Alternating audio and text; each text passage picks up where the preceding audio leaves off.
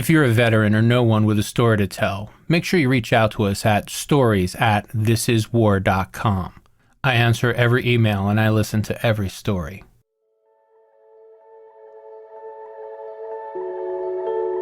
We didn't know where we were going, and we'd somehow taken a wrong turn. And I remember everyone in the village kind of looking at us dumbfounded. We were like, they've never seen Americans before? Just as my gunner was saying, hey, where'd all the people go? We got hit with a rocket. When you're responsible to make sure the mission gets accomplished, there's no greater tool than cool-headedness. For Brandon Pettijohn, leading Marines in Afghanistan provided the opportunity to coordinate big-picture responses to very specific crises. Once he discovered that dispassionate coordination was the key to being effective on the battlefield, applying it when he got home allowed him to keep serving well past his last day as an active duty Marine. When you're taking fire and a truck just got smashed with an RPG, and then at the same time I'm getting comms from 3 different people, I'm telling my gunner, hey, keep this sector clear.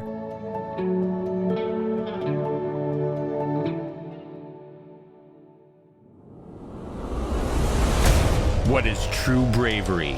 What makes a hero a hero? Tested by the worries of what's happening at home, thousands of miles away, and the reality of what you're facing here and now. When your life is in danger every second, and it's either kill or be killed. An original podcast from Incongruity Media. This is Anthony Russo, and this is War. Hiring used to be hard. Multiple job sites, stacks of resumes, a confusing review process. But today, hiring can be easy and you only have to go to one place to get it done. ZipRecruiter.com/thisiswar. ZipRecruiter sends your job to over 100 of the web's leading job boards, but they don't stop there. With their powerful matching technology, ZipRecruiter scans thousands of resumes to find people with the right experience. Then, they invite them to apply for your job. As applications come in, ZipRecruiter analyzes each one and spotlights the top candidates, so you never miss a great match. ZipRecruiter is so effective that 4 out of 5 employers who post on ZipRecruiter get a quality candidate through the site within the very first day.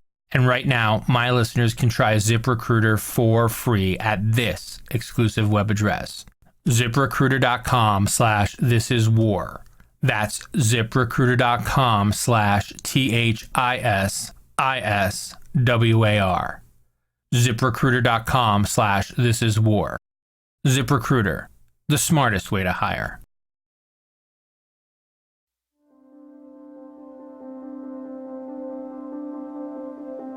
For so many young people, the last 2 years of high school are a sorting period. Kids who think they know what they want to do after graduation start to work to enact those plans, either to go to college or to the military. But there's a preponderance of high schoolers who genuinely don't have an opinion one way or the other. Kids for whom the fact of transition is more important than what they're transitioning to. They really just want to discover what they're good at. That's the position in which Brandon Pettijohn found himself as he dithered about whether to join the Marines or go to college.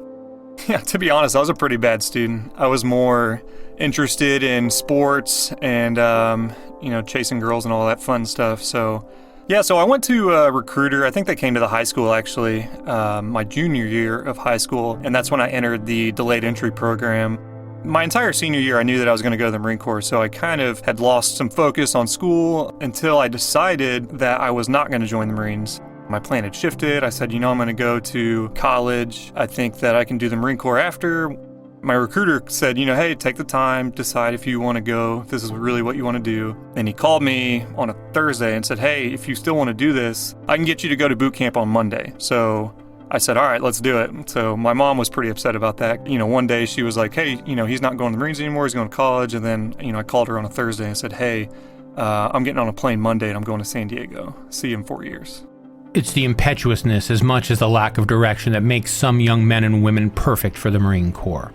Plus, in 2008, the wars in the Middle East occupied such a central part of news and culture.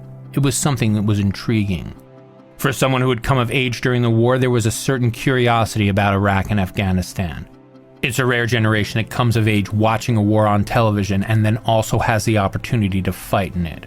But it was a chance that Pettijohn just didn't want to miss. And even though he enlisted as an aquatic assault vehicle crew member, he didn't think for a second he'd be storming any beaches. One of the recruiters there was an AAV guy, so him just talking about the upgun weapon system, driving onto a ship, driving off the back of a ship, storming the beach and, shooting at the enemy, or more recently when I joined in 2008, the operations that they were doing in Iraq at the time.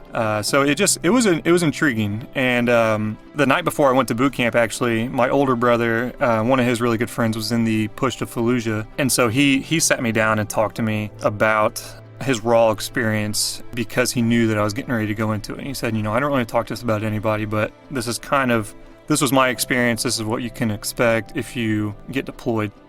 And it really was the question of if that surprised Pettijohn a little. Beginning with the first day of boot camp, there was a focus on the war that held up through combat training and even into him arriving at his duty station in Camp Lejeune. But the company he'd be attached to just had returned home from a combat tour and wouldn't be shipping out again for a while. So he settled in as best as he could and waited for his deployment to start. As it turned out, though, global events would require that his deployment be expedited, but not in the way he would have thought. We were on a ship deployment, Marine Expeditionary Unit.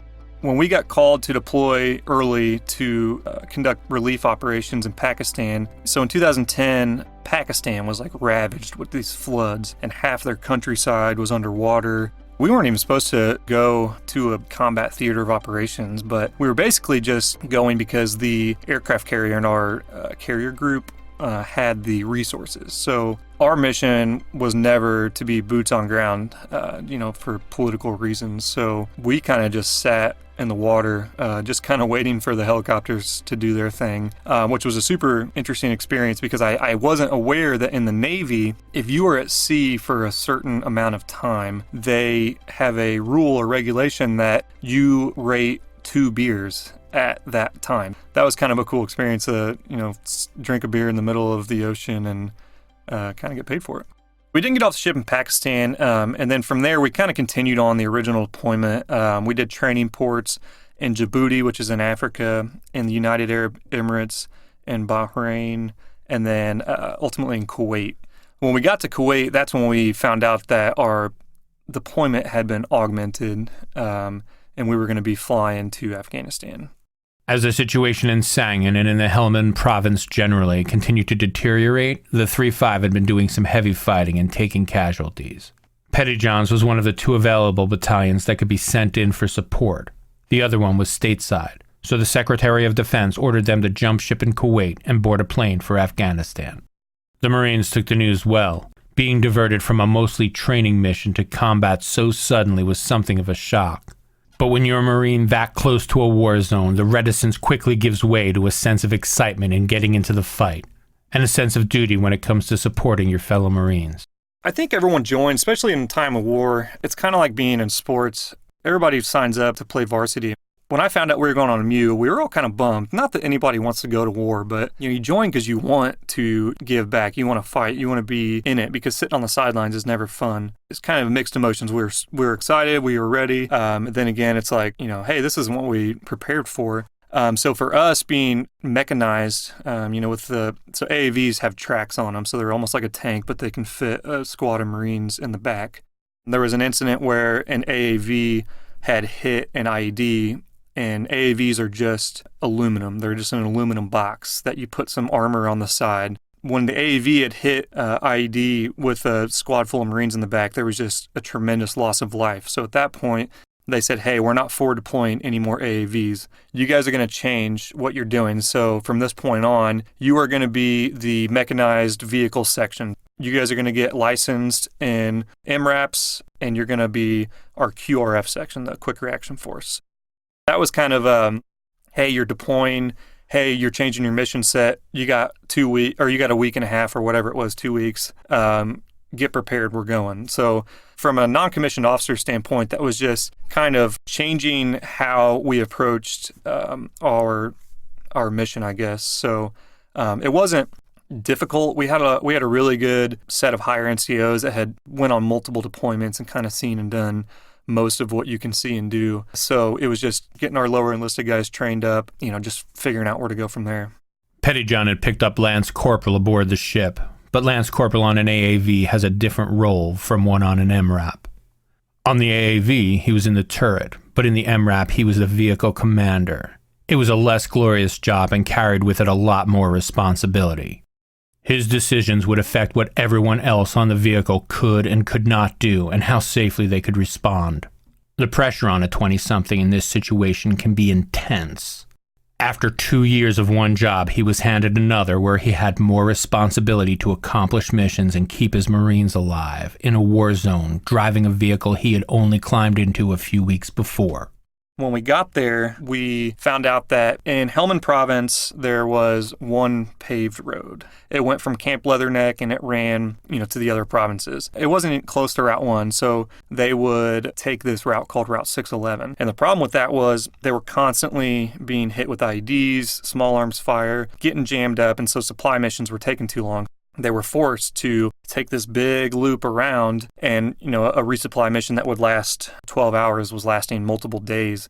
What we found out was that our objective was to go into the Upper Gresh Valley to support operations that would pave a road and allow support to get in and out. The last time anybody had been there were the British, I think in 2007, 2008. The enemy forces had kind of found that out, obviously, and so they were using that area, the Upper Gresh Valley, to they would farm and do all their things and then go up and fight and come back down, or they would use that area to kind of let guys rest and refit. That's where they were making their IEDs and all those things. Pettijohn's first enemy contact was something between an accident and a surprise.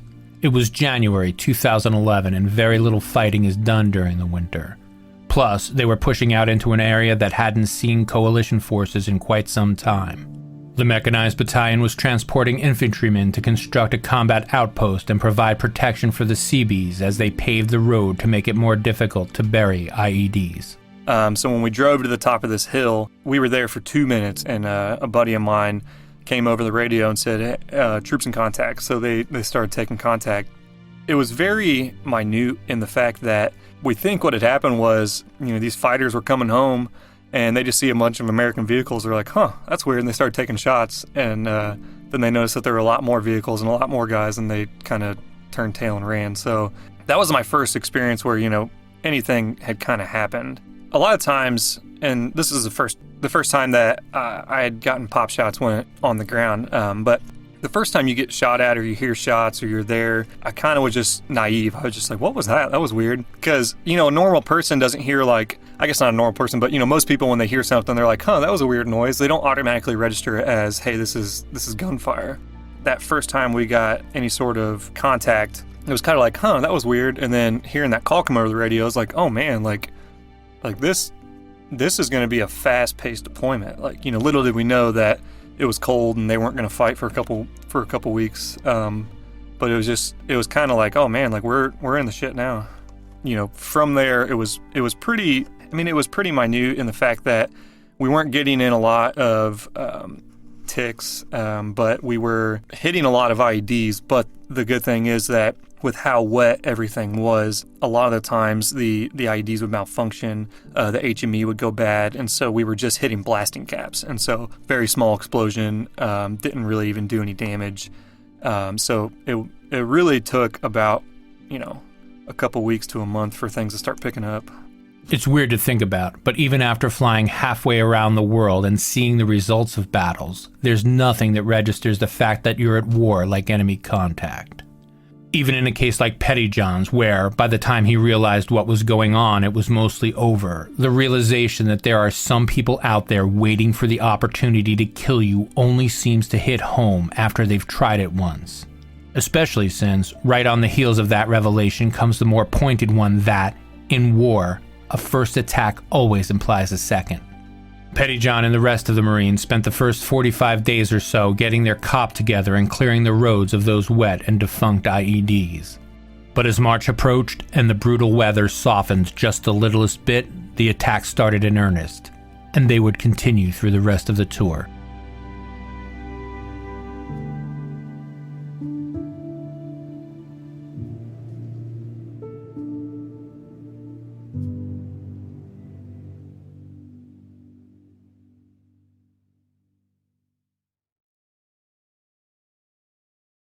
We all have a sense of our style, but sometimes getting a handle on the best way to express it can be tedious.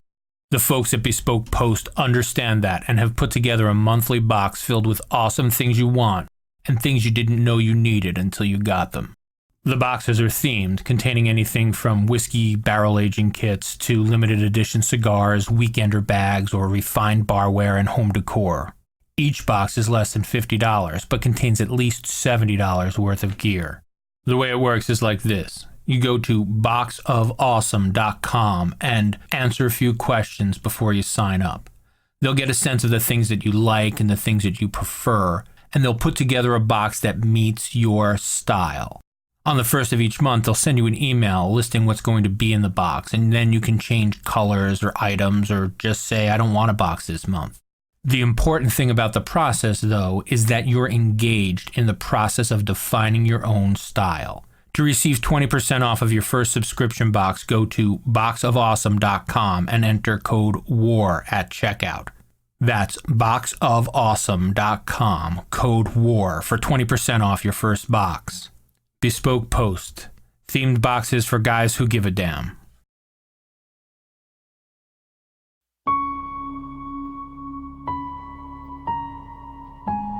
The Marines would set up temporary operations bases in local compounds, paying the owners for the space and the inconvenience.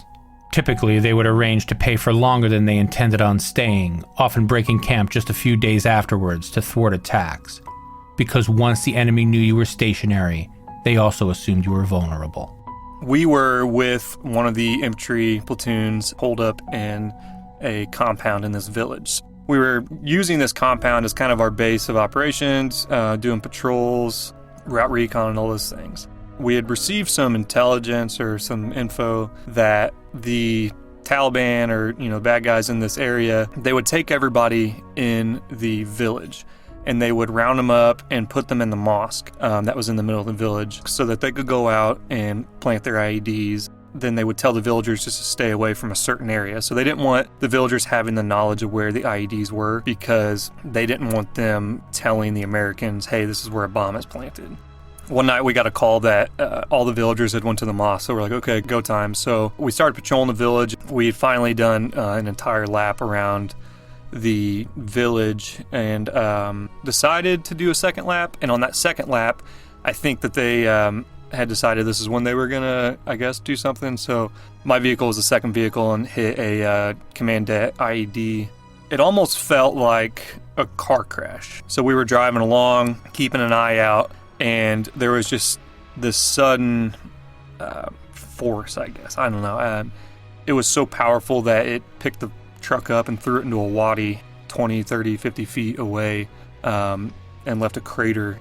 To put the size of the blast and the timing of the response into context, Pettijohn called the explosion in immediately, and his tick call reached the base moments before the sound of the explosion did. So much happens during these incidents that talking through them step by step expands seconds into minutes. Pettijohn, who only weeks before took a few seconds to register that he was being shot at, had to pull the entire scene together in the time it took his truck to come to a complete stop. Except this time, before he even fully registered that there was an explosion, he was looking after his mission and his guys as the truck was leaving the ground. I'd kind of had some issues recalling it. You kind of didn't really black out, but I remember it just kind of being black, looking out my window, kind of seeing what I had guessed was part of the explosion, but we were in MRAPs, MATVs, smaller versions. So the gunner would stand up in the turret, and he had basically a seatbelt that connected him to a harness. So if he were to get ejected, that the seatbelt would stop him. Unfortunately, the seatbelt doesn't really stop you. It would kind of just go and go and go until it hit the end. And we had heard about guys kind of getting ejected out of the turret and then just slamming into the side of it. So in that moment, I was kind of thinking of hey man, I don't want that to happen. So once we got hit, kind of reached back and grabbed my gunner to make sure that he wasn't, going to get ejected or anything like that. And then after the vehicle settled and we were off the road in the wadi, we had basically just started searching the area, trying to find, what was the cause. Because at first you don't really know it's an IED. It could be a rocket, it could be a recoilless rifle, it could be anything. So trying to assess the situation, make sure my guys were okay, and kind of just put what I had been training into practice. We were very cautious about, after an IED, what the protocol was, because we had found that they would set an IED, and then about 10 or 15 feet away from that, they would place secondary IEDs, so that when a U.S. military personnel got out of the vehicle to assess the situation and check on everything, they would detonate those secondary IEDs. What we had done was, so we were in the wadi. I was in communications with my gunny, and he said, "Hey, I'm gonna come over there, and we're just gonna make sure the area is clear." We had called into the infantry unit that we were with. They kind of started beating feet and came to us, swept the area around us, didn't find any more IEDs, and then we exited the truck, secured the perimeter, and tried to find out the source of the explosion. I mean, everybody's bell got rung, but nobody was out of the fight per se. So that was my first actual experience with anything, and after that, it seemed like we were getting into something every day. The explosion demolished the entire front half of the truck, and, in typical Marine fashion, according to Pettijohn, the replacement wasn't much of an improvement. It was up-armored, but it had no heating or air conditioning, which wasn't ideal, as the bitter Afghanistan winter turned into the searing Afghanistan summer. The new truck did kind of represent a change in attitude as well.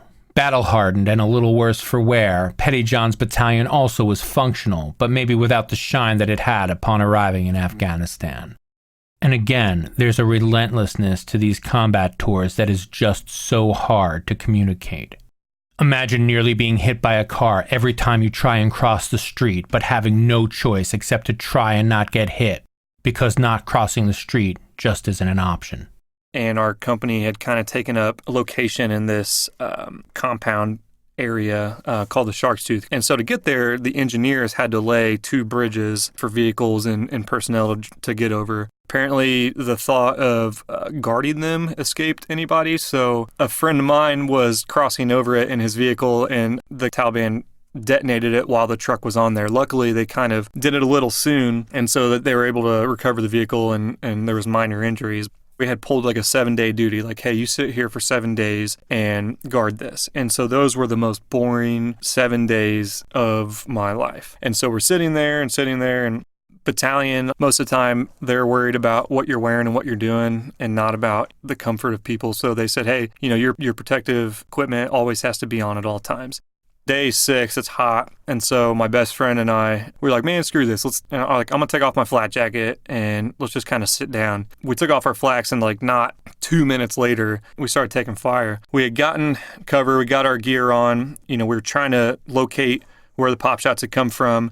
Took a couple more rounds, and come to find out that a couple of the Afghan National Army guys either thought we were bad or they were, just, I don't know what they were doing, but, we took quite a few rounds from friendly forces. Simultaneously, there was some activity going on the other side of town. It was just that chaos of who's firing, what's going on. We're hearing one thing that we're taking shots from the south. We're hearing another thing, we're taking shots from the north. They had thought that some A&A had shot at us, but we ended up engaging some guys to the north that had, been displaying some activity that seemed to be suspect.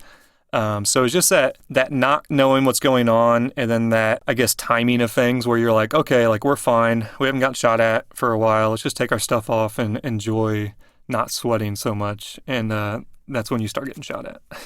By the time a person is deep into a combat deployment, the threat level starts to change.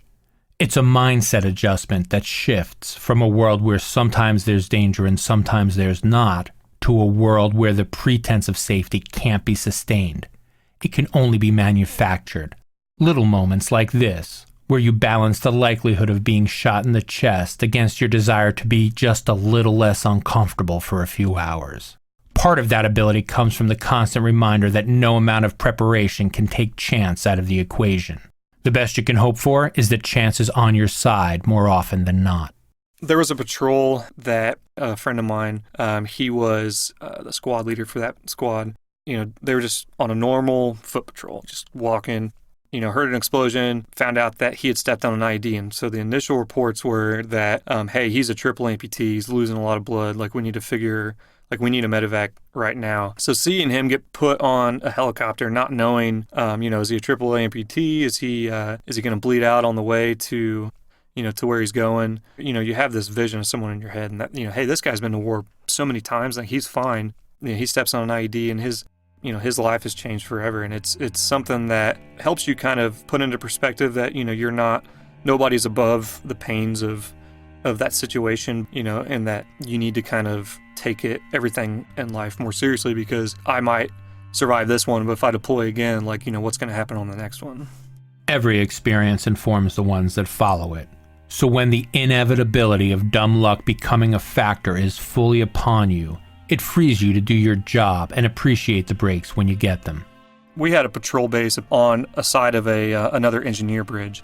We had learned from our past mistakes, and so we had laid a bunch of C-wire, concertina wire, underneath so that nobody could get in there and place IEDs or anything like that.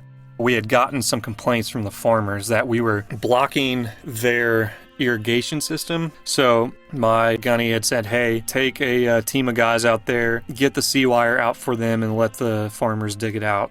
I was standing up near the bridge. My guys were down there getting the C-wire out. And so I looked down and I thought to myself, wow, that's weird. Why is there a lamp cord in the ground? And then I said, oh, crap. I was like, all right, guys, everyone back away really slowly. Come to find out that I was standing on top of an IED, but it was a command-ed IED. Engineers apparently laid it on top of a bridge, and our presence had kind of spooked the guys that were going to detonate it. Standing on top of a live IED, having to investigate it, prod around okay, yeah, that's an IED, let's call somebody. I think that was the time where I had the most pucker factor, because I'd seen what IEDs do. You have this kind of superhuman vision of someone you really respect, and seeing them medevac off the battlefield, not knowing if they're going to live or die, and then you're standing on top of an IED. It's just it's a very sobering experience. When you're responsible for the mission and the men, your own safety has to take a back seat. That part is kind of obvious. But one of the things we don't account for is the logistical calculation that underpins a leader's every decision. The larger implications that also have to be considered, the broader mission goals that also have to be balanced with the on-the-ground realities and the expectations your Marines have of you. The knowledge that they absolutely will respond to your guidance and commands adds a fourth layer. That is, the responsibility to appear to have everything under control.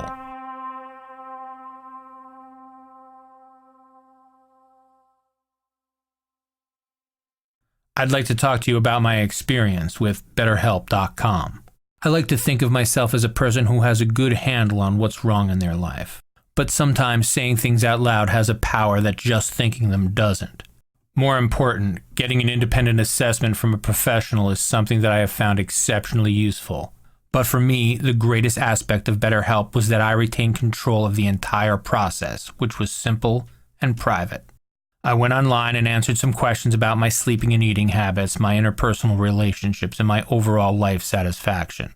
Filling out the questionnaire started me thinking about how to zero in on the issues that mattered most to me. BetterHelp also took the things I preferred in a counselor into consideration and found one for me while I waited. Sessions can take place via video, telephone, text, or chat, and are completely confidential. I chose to do a phone session because that's the way I communicate most comfortably. I also decided to download the BetterHelp app, which lets me message my counselor, book and cancel appointments, and acts as a conduit for the sessions so I can have them when and where I want.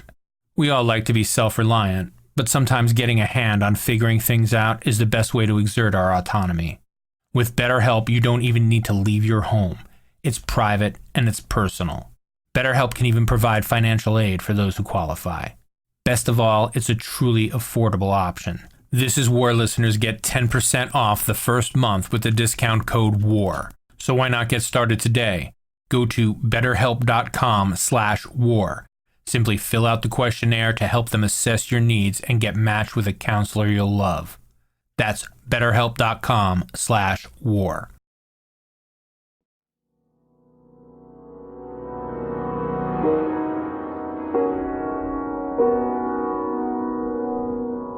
The real test of leadership is whether it endures and whether it is earned every time.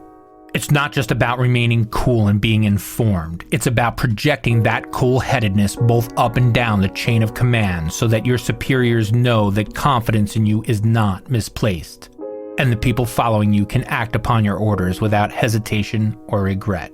Firefights for me were anticlimactic. I'm in a very large vehicle. My job is to command that vehicle. Any time that we took, rockets or IEDs or any of these things, my primary job was communicating to the gunner, communicating to my driver, communicating to our section leader, my gunny. Marine Special Operations were kind of operating out of in southern Sangin. The company had decided that they were going to send a liaison so that they could talk to us and we could talk to them. So when we had gotten into Sangin, it was the first time anybody in our unit had gone. So our company commander was with us and everybody was with us. When we came in, we passed this small kind of a footpath up to where this fob was. It was located on a hill out of sight from the town. So we came in the main road. We didn't know where we were going and we'd somehow taken a wrong turn. And I remember everyone in the village or in the part of this town being out and kind of looking at us dumbfounded. We were like, they've never seen Americans before. And so when we turned around, because we got turned around, just as my gunner was saying, hey, where'd all the people go? We got hit with a rocket. Pettijohn figured it was an improvised ambush. A case of the U.S. forces showing up in a place where they were least expected, by people who are going out to look for them elsewhere. He wasn't the highest ranking person in the truck, but it was his truck, and he would have to start making the calls to get the platoon extracted. Our squad got hit with a rocket, and so at that point, we're trying to figure out where's the point of origin, what's our route out. And when you're taking fire and a truck just got smashed with an RPG, and then at the same time I'm getting comms from 3 different people, the MARSOC guys had hit my Blue Force tracker and said, hey, are you guys down there? So they were saying, hey, you need to go here, here, then there. And, I'm relaying back to them saying, hey, this is blocked. I'm telling my gunny, which is a different experience too, because he's in charge of everybody and I'm telling him where to go and what to do. But I'm relaying information to him saying, hey, we need to take this route. This is blocked, hitting them back on the BFT and saying, we need an alternate route. And so I'm communicating with them. I'm finding a route. I'm telling my gunner, hey, keep this sector clear. I'm directing the lead Vic on where to go, where to turn. So I think for me, being in that leadership position in a situation where, you're taking fire, there's multiple things going on, getting the entire section out, including the vehicles that had just got hit, even when they're not completely serviceable, that just by happenstance fell on my shoulders, but I think as a leader, I was better for it. It's an important aspect of it, being able to kind of control. It's just a very tense experience where, again, my main priority is everyone else and, kind of taking care of myself later. Pettijohn returned home and did just that. He couldn't stay in the Marines and also still go back to combat, and he didn't want to go back to being shipboard, so he got out. He spent some time as a defense contractor and eventually joined up for the National Guard.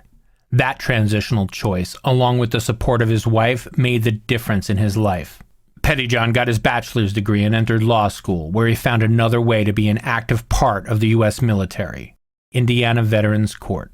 One of my really, really good friends in the Marines that I really looked up to, I'm big into working out and all those things, and he taught me, about nutrition and all these things. And he was a larger-than-life guy, got out of the Marines, went back home and could not cope with, his mental health issues. Him and his wife got a divorce.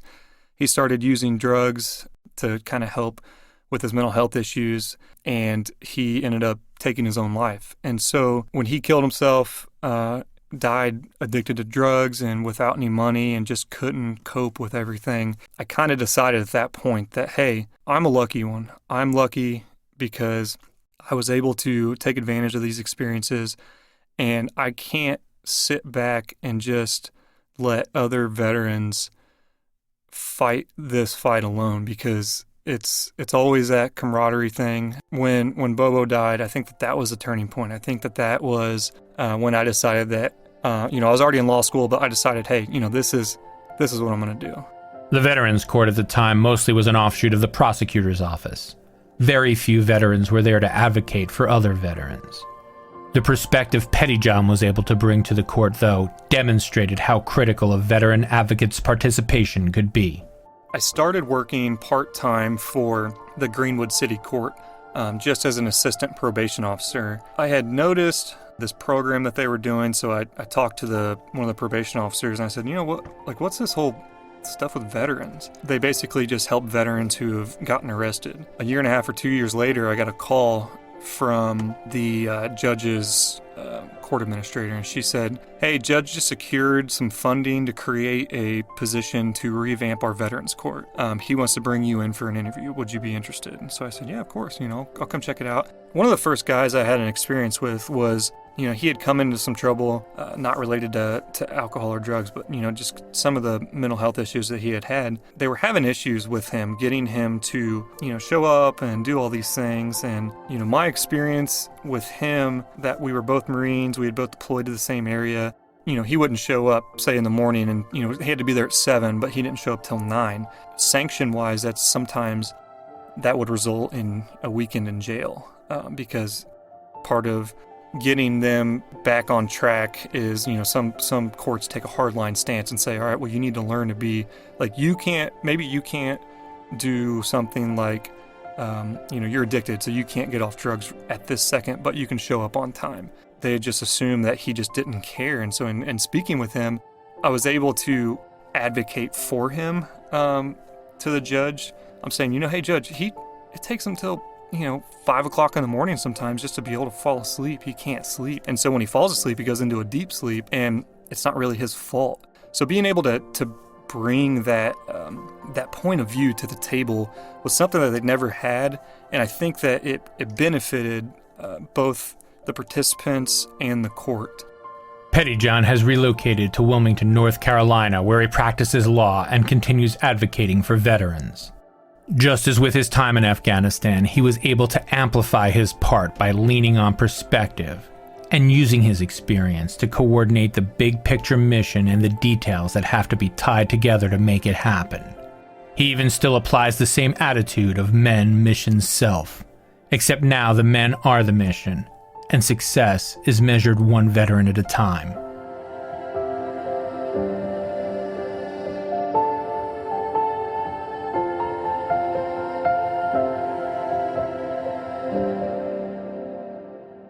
Next time on This Is War.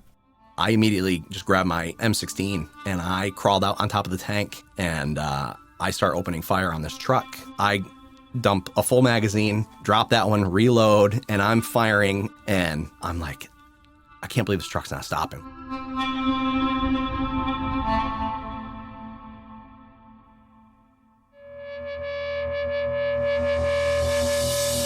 Are you a combat veteran, or do you know one with a story to tell? Reach out to us at stories@thisiswar.com with your dates and branch of service and a brief description of the experience that you'd like to share. This Is War was written by me, Anthony Russo, and produced by Incongruity Media. If you like the show, you can help support us by visiting our sponsors or by leaving a 5-star review wherever you're listening right now. You can also follow us on social media at This Is War. You also can find show notes, photos, and more background on each episode at thisiswar.com.